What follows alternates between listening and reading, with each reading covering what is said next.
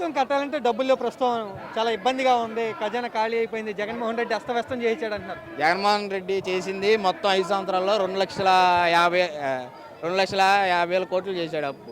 మీరు వచ్చిన సంవత్సరంన్నరకి 3,50,000 చేశారు. దానికి దీనికి బ్యాలెన్స్ ఎంత ఉంది? అతను చేసిన ప్రజలకు పంచాడు కదా, ప్రతిదీ ఇంటికి తెచ్చారు. మీరు మీ సొంత ఫ్లైట్లకి వాటికి వీటికి అన్నీ చేశారు కాబట్టి ఆ ఖర్చు రాదా మరి? అసలు మేమేం ఖర్చు చేయలేదు, దుబారా ఖర్చు అని అంటారు. చేయలేదు. డ్రోన్ షో అని 450 కోట్లు పెట్టారు.